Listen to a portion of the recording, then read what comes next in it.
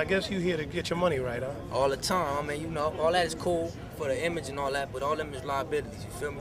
I'd rather invest in some real estate. Who is JQ? I describe myself as pretty laid back, a hustler. I can say that. Pretty much all around an outgoing person. About my business, don't really fool around type. How I started was I was sitting in my room one day. At first I was into stocks, so I was looking at how to invest in stocks and stuff.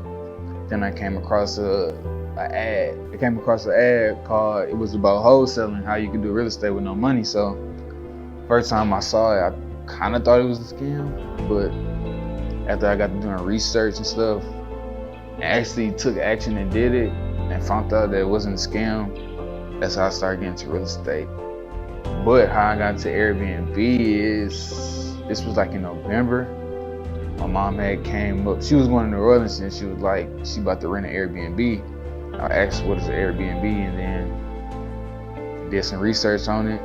Found the guy, he's making like $100,000 a month on Airbnb. So I started doing research, how to find, found out what I need to get started, all that. Then by December 1st, I got my first Airbnb. Then from there, it just took off. I own two.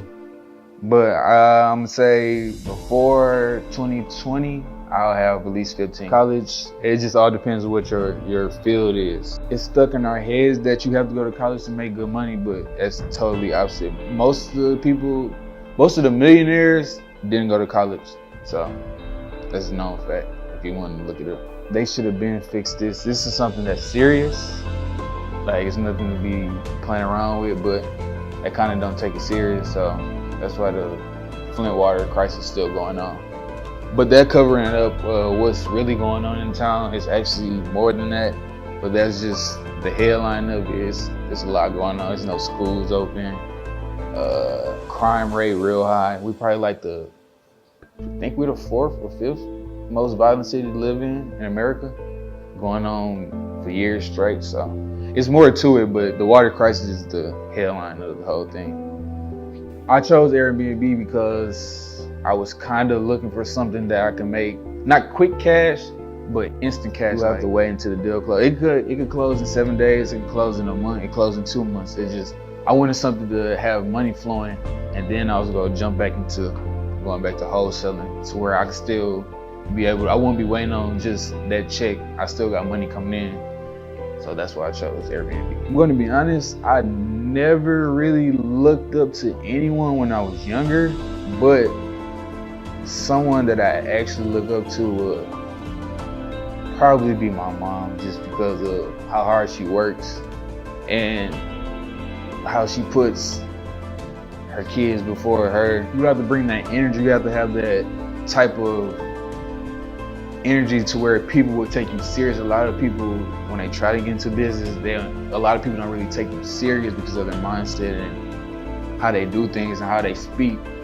But once you start changing stuff like that, I mean, people will start taking you serious. So it makes it easy. It's kind of hard. It's still hard for black men in the business world because of just of the color. It's still a lot going on, but as long as you do what you're supposed to, make sure you're straight. Some of the advice I have for the younger generation is just don't let nobody tell you can't. Go out and do it. If you feel like you can do it, if you feel confident in it, go with your first mindset, go ahead and do it. A lot of people thought I couldn't do this I started at 18, 19 years old. I mean, I haven't did what I was supposed to. Yeah, I haven't got where I got in, but I'm doing a lot of things that people twice my age are doing. So don't let it ever discourage you about doing anything. Just go do it.